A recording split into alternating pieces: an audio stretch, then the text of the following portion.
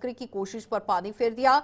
मामला सांबा के ही पड़ेल गांव का है, जहां पर गौ रक्षकों ने यहां पर एक टेम्पो ट्रेवलर को कुछ मवेशियों को बरामद भी किया है। यानी कि टेम्पो ट्रेवलर के अंदर से आप देखिए किस तरह से ये बड़ी खबर देखने को मिली कि टेम्पो के अंदर इन मवेशियों को डाला गया था और कश्मीर ले जाया जा रहा था। तो गाड़ी में सवार एक व्यक्ति को गौ रक्षकों ने यहां पकड़कर पुलिस के हवाले कर दिया।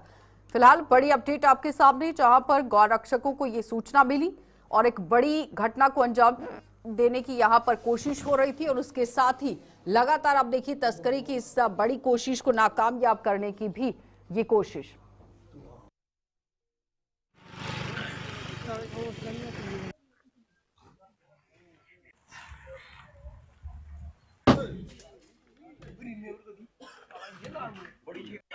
सवेरा सवेरा सानू खबर मिली ही, पता लगा हा कि सुंब वाली साइड का कुछ गौ रक्षक कुछ लोकल युवा जेडे एक गड्डी का पीछा करा दे ने, टेंपू ट्रैवल का पीछे करा दे, जिहदे विच काफ़ी ज़्यादा मात्रा विच बवाइन साड़ियां गौ माता लद्दी दियां हा, ब्रूटली तरीके नाल लद्दी दियां, इंजैक्शन तक दित्ते दे, उन्हें बेहोश कीते दा हा। ते उन्हें मुड़े पिछे 2-3 बारी कोशिश की रोकने की, पर रोकी नहीं पाए ने।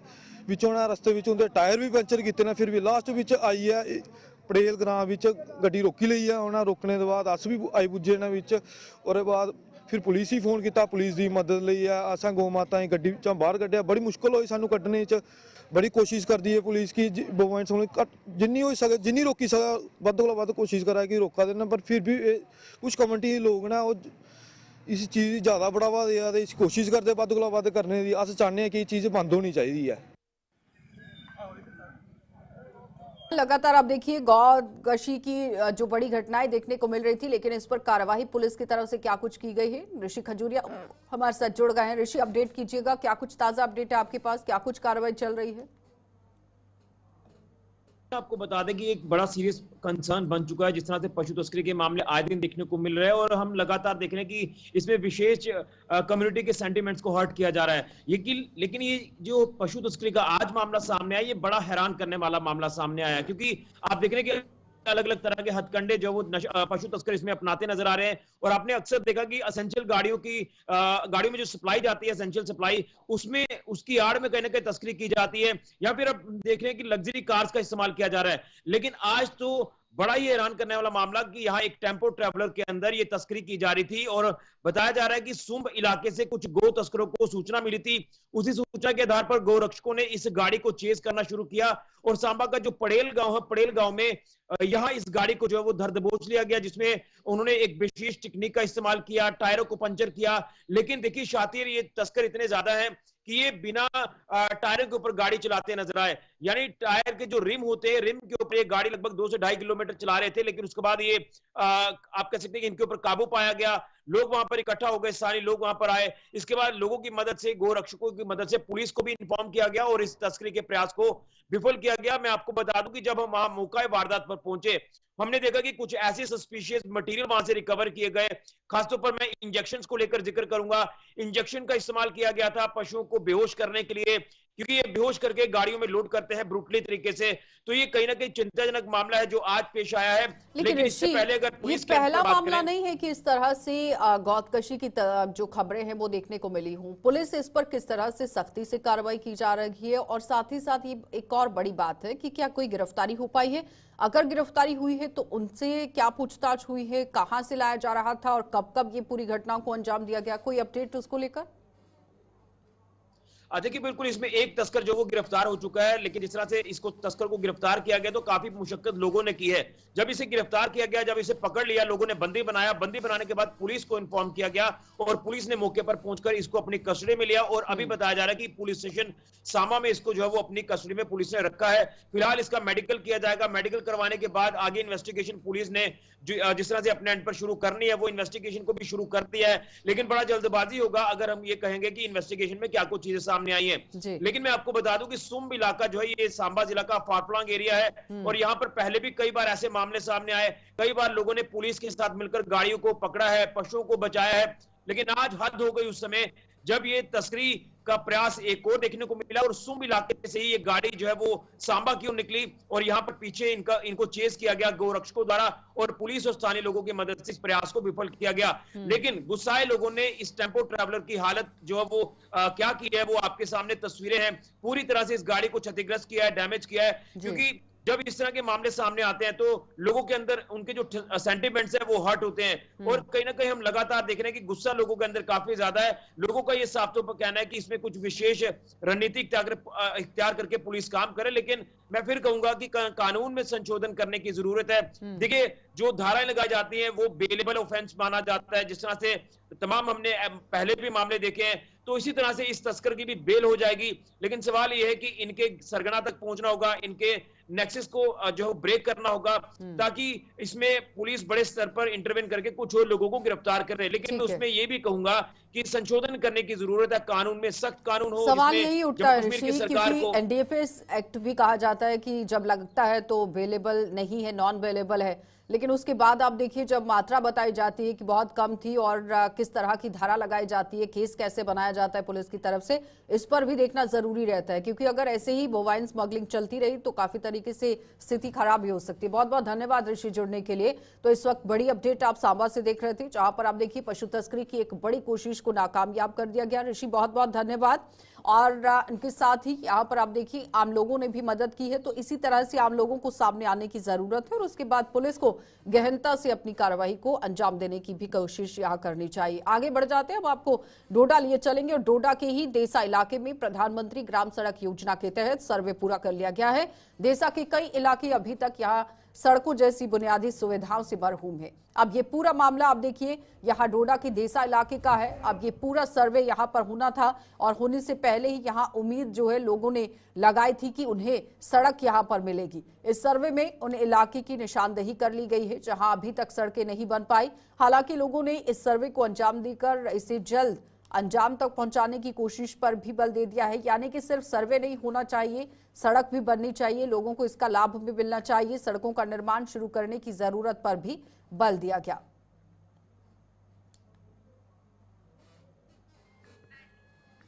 तो फिलहाल तस्वीरें आपके सामने हैं जहां पर जिला डोडा के देसा इलाके की बात हो रही है। आप देख सकते हैं कि सड़क किस तरह से यहां पर बनाई गई है, पहाड़ी के ऊपर से लोग चढ़कर किस तरह से अपने घर तक पहुंच रहे हैं। तो यहीं पर सर्वे अब किया गया है, लेकिन लोग ये कह रहे हैं कि महज सिर्फ सर्वे नहीं होना चाहिए, रोड भी बननी चाहिए और लोगों को यहाँ पर पूरा लाभ जो है वो मिलना चाहिए। पहाड़ी इलाका है, दूर दराज का इलाका है और तरफ आप देखिए सरकार बड़ा दावा पेश करती है कि शहरों के साथ गाँव को भी जोड़ा जाएगा, कनेक्टिविटी को लेकर काम करने की कोशिश होगी। लेकिन फिलहाल आप देखिए जिस तरह से दूर दराज के इलाके हैं वहां आज भी लोग सड़कों की लाभ से वंचित हैं, सड़कें नहीं मिल पा रही हैं, जिसकी वजह से परेशानियां इन लोगों को झेलनी पड़ी। लेकिन अब अगर एक उम्दा कदम उठाया गया है जिसमें सरकार और विभाग की तरफ से आगे आकर यहाँ पर सर्वे किया गया है और सर्वे करने के बाद यहाँ रोड भी बनेगी और लोगों को लाभ भी मिलेगा। लेकिन लोगों की प्रतिक्रिया क्या कुछ है, इसी पर जानकारी ले लेते हैं। हमारे साथ हमारे संवाददाता विकास जुड़ गए हैं।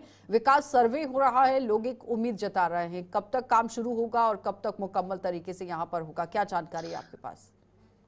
जी आशा, काफी लंबे समय से देसा का एरिया लगभग 5 पंचायतें हैं और 20 से 30 हजार आबादी वाला एरिया है और ऐसे में यहाँ के लिए कोई भी रोड कनेक्टिविटी नहीं थी। गई देसा से इन लोगों को अपने अपने पंचायतों की ओर 2-2 घंटे पैदल चलकर अपने अपने घरों तक जाना होता है, चाहे फिर जरूरी सामान अपने घरों तक लेना होता है। ऐसे में गुलिस्तान न्यूज ने यहाँ पर जाकर खबर भी लगाई थी। उसके बाद पीएमजीएसवाई डिपार्टमेंट ने यहाँ पर अलग अलग गाँव के लिए सर्वे भी किया है। तो ऐसे में लोगों की उम्मीदें उजागर तो हुई हैं, लेकिन वो उनका ये कहना है कि सिर्फ सर्वे कागजों में नहीं होना चाहिए, ग्राउंड पर भी ये चीजें दिखनी चाहिए, क्योंकि पिछले 70 या 80 सालों से हमारे गांव तक किसी ने नहीं देखा इतनी बड़ी आबादी को कहीं ना कहीं वोट बैंक के नाम पर इस्तेमाल किया गया। ये तमाम चीजें अब यहाँ के लोग चाहते हैं कि ग्राउंड पर काम हो और हमें एक राहत की सांस मिले, चाहे फिर हमारे स्कूल के बच्चे स्कूल तक जा पाएं और साथ में मेडिकल की जो फैसिलिटी है वो प्रॉपर तरीके से इन लोगों को मिल पाए।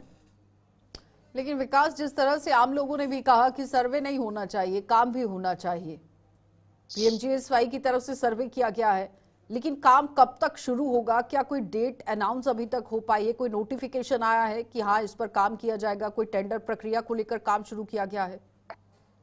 देखिए, एक तरफ से सरकार या एडमिनिस्ट्रेशन जो है इस तरह का दावा करती है कि हर गांव को जो है पीएमजीएसवाई यानी प्रधानमंत्री ग्रामीण सड़क योजना के साथ कनेक्ट किया जाए। दूसरी तरफ इतना बड़ा आबादी वाला क्षेत्र जहां पर इतने गांव को जो है किस तरह से सड़क से दूर रखा गया है, और ऐसे में कई लोग जो है कई लोगों के बच्चे जो है स्कूल नहीं जा पाते, या फिर ऐसे में कई दिक्कतों का सामना करना पड़ता है, और ऐसे में बर्फबारी काफी ज्यादा इस एरिया में होती है। तो ऐसे में लोगों का कहना है कि पिछले कई सालों से हमें ठगाया जा रहा है। अब कम से कम इन चीजों पर यहाँ के विधायक को भी देखना चाहिए और साथ में यहाँ के एडमिनिस्ट्रेशन को भी देखना चाहिए, ताकि जल्दी से यहाँ पर काम भी शुरू हो और आने वाले समय में इन लोगों एक को सवाल का जवाब दीजिएगा। ये डोडा का जो देसा इलाका है, लगभग कितनी आबादी है जो यहाँ रोड बनने के बाद कनेक्ट हो जाएगी डोडा के साथ?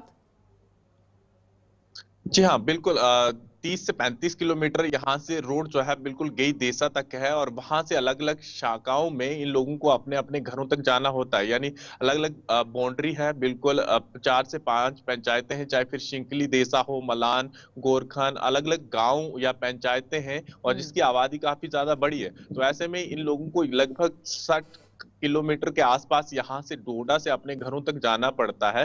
तो कई लोग जो है बिल्कुल अनंतनाग बाउंड्री के साथ मिलते हुए इनके घर भी है। तो ऐसे में पहले इनके साथ इस तरह से होता था कि इनकी जो कांचुंसी थी बिल्कुल रामबन के साथ थी, और डिस्ट्रिक्ट इनका डोडा पड़ता था। डिलिमिटेशन के बाद इनको डोडा के साथ मिलाया गया था। अब इन लोगों की उम्मीदें हैं कि कम से कम ये चीजें दोबारा से सुधार हो और आने वाले समय में यहाँ पर रोड कनेक्टिविटी को बेहतर बना दिया जाए, ताकि ये लोग जो है आसानी से अपने घरों तक जा पाए।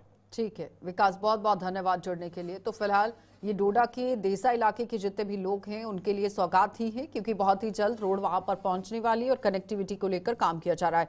आगे बढ़ जाते हैं, उधमपुर शहर में तीसरी दीदी की रसोई यहां पर खुल गई है। शहर के वॉइस डिग्री कॉलेज में ये रसोई जो है वो खोली गई है, जिसका उद्घाटन जिले के डीसी सलोनी राय ने किया है। और इससे पहले डीसी कार्यालय और महिला डिग्री कॉलेज में भी दीदी की रसोई चल रही है, जहां विद्यार्थियों को साफ, स्वच्छ और पौष्टिक खाना दिया जा रहा है।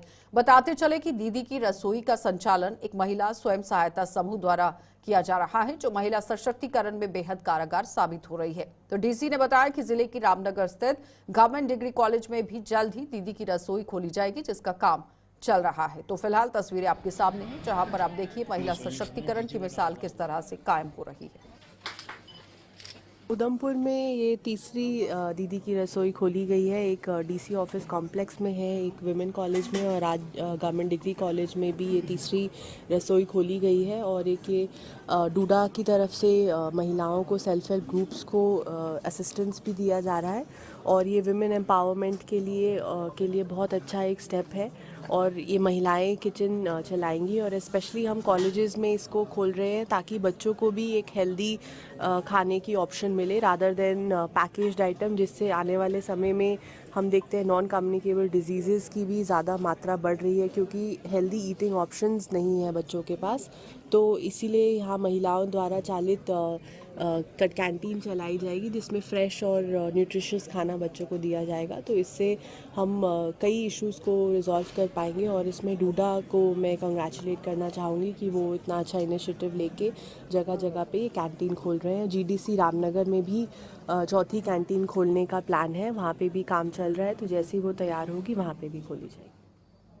ऑल पार्टी यूनाइटेड मोर्चा ने सरकार ने यहां आप देखिए लोगों के साथ किए गए वादों को पूरा करने का आह्वान कर दिया है। मोर्चा ने सरकार को उसके चुनावी घोषणा पत्र का हवाला देते हुए लोगों को राहत पहुंचाने की मांग कर दी। जम्मू में एक प्रेस कॉन्फ्रेंस के दौरान मोर्चा के ही संयोजक आईडी खजूरिया ने चुनावी घोषणा पत्र में यहां पर जो वादे किए उसका हवाला देते हुए सरकार से इन पर खरा उतरने का आह्वान कर दिया। चलिए आपको दिखा देते हैं उनका क्या कुछ कहना है। की तरफ इंडस्ट्री के हमारी फौरी तौर पर जो डिमांडें हैं, जो मैनिफेस्टो में भी रखी गई थी कि एक तो स्टेटहुड का, हम स्टेटहुड बने जहां पर जितने बेरोजगार लोग हैं उनको नौकरियां मिलें, और जो डेली वेजर्स हैं उनको पक्का किया जाए। स्मार्ट मीटरों की स्कीमों को बंद किया जाए और पानी प्रॉपर्टी टैक्स ख़त्म किया जाए और लोगों को जहां पर फौरी तौर पर जो इंडस्ट्री में काम आना चाहिए था वो लोगों के लिए आना चाहिए, ना बाहरी लोगों के लिए आना चाहिए। और इंडस्ट्री जो है वो एक ही जगह पर मैदानी इलाकों में ना लगाई जाए जहां के लोगों की फसलें होती हैं। हमारी छोटी सी रियासत में छोटा सा हिस्सा मैदानी है, बाकी सब पहाड़ी है। जमुनानगर निगम द्वारा शहर के विभिन्न नालों पर हुए अतिक्रमण को हटाने की मुहिम में तेजी ला दी गई है और इसी कड़ी में निगम ने यहां त्रिकुटा नगर में खूह वाली गली में एक अभियान चलाकर वहां नाले पर किए गए अतिक्रमण को ध्वस्त कर दिया।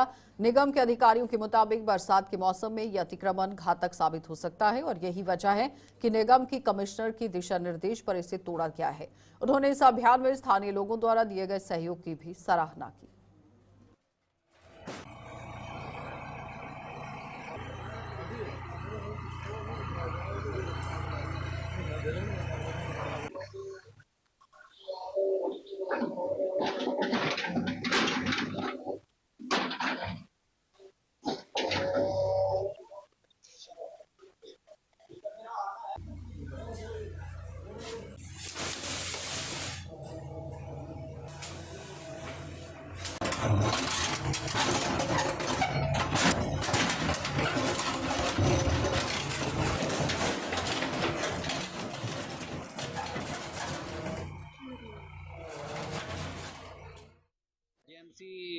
के जो अपने कमिश्नर साहब के आदेश से यहाँ पे हमने एक ड्राइव रखी है। जो भी नाले पे एनक्रोचमेंट है उसको क्लियर किया जाएगा ताकि लोगों को कोई दिक्कत ना आए। बरसातें आने वाली हैं, लोगों की सेफ्टी के लिए, लोगों के जानी माली नुकसान ना हो, उसके लिए जो है ये ड्राइव चलाई गई है। देखिए, जहाँ भी स्थानीय लोगों का सहयोग मिलेगा वहीं पे तरक्की हो सकती है, वहीं पे जो है डेवलपमेंट हो सकती है। हम शुक्रगुजार हैं यहाँ के जो लोग हैं, बड़े ही इंटेलेक्चुअल तबका है, उन्होंने बड़ी अच्छी कोऑपरेशन की और उनकी कोऑपरेशन के साथ ही जो है ये हमारा काम चल रहा है। आप देख रहे हैं हम किसी के सहन में हैं, वो पूरा कोऑपरेट कर रहे हैं, इवन पानी पिला रहे हैं ये लोगों को कि नहीं जी हमारी एक बड़ी परेशानी है, इसे दूर किया जाए। वो भी खुश है इस चीज़ से क्योंकि उनका भी नुकसान होता है। एनक्रोचमेंट से किसी का भला नहीं हो सकता, जो एनक्रोचमेंट करता है उसका भी नुकसान है, साथ में जो आसपास के लोग होते हैं। तो जम्मू के साथ सटे ग्रामीण हलकों में आज कई दिनों के बाद पड़ी हुई धुंध और कोहरे से शीतलहर में इजाफा हो गया है और बारिश न होने की वजह से सर्दी एकदम से बढ़ गई है, जिससे खासतौर पर बुजुर्गों और बच्चों को दिक्कतों का सामना करना पड़ रहा है। फरवरी महीने की शुरुआत में ठंड में बढ़ोतरी होने से हर कोई सख्ते में आ गया है। वहीं कोहरा सब्जियों की फसलों के लिए भी घातक साबित हो रहा है।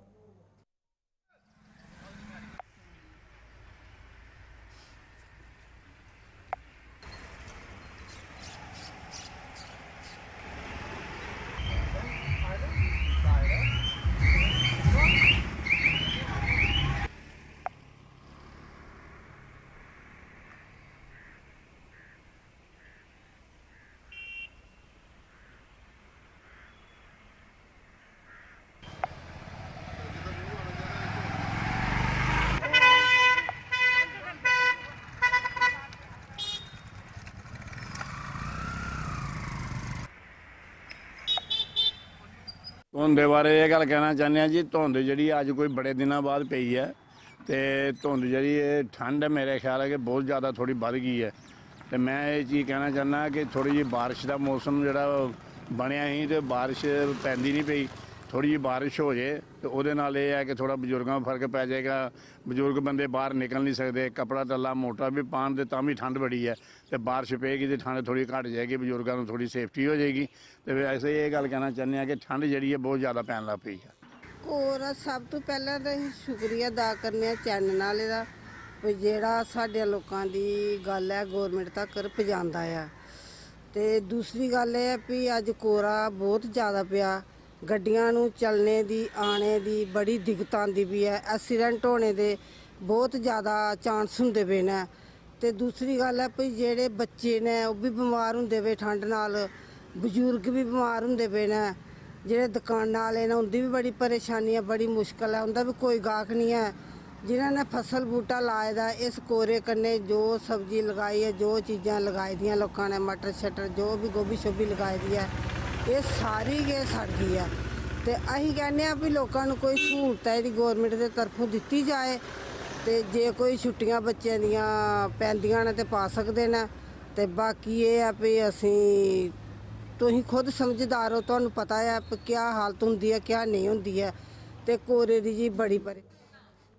रणबीर नहर की साफ सफाई का काम शुरू कर दिया गया है और इस समय पर आप देखिए काम शुरू करने के बाद किसानों ने प्रशासन का आभार किस तरह से जता दिया। साफ सफाई का काम पूरे होने पर नहर में यहाँ पानी भी समय पर छोड़ा जाएगा और जिससे फसलों की सिंचाई में भी बेहद मदद मिलेगी। हालांकि अब ये लोगों की जो निर्भरता है वो किस तरह से दूर भी कर जाएगी, लेकिन फिलहाल रणबीर नहर को साफ सुथरा रखने में अपना कितना वो योगदान देते हैं ये देखने वाली बात है। अक्सर देखा गया है कि लोग इस नहर को दूषित करने में कोई कसर नहीं छोड़ते हैं, जिससे बीमारियां भी फैलती हैं।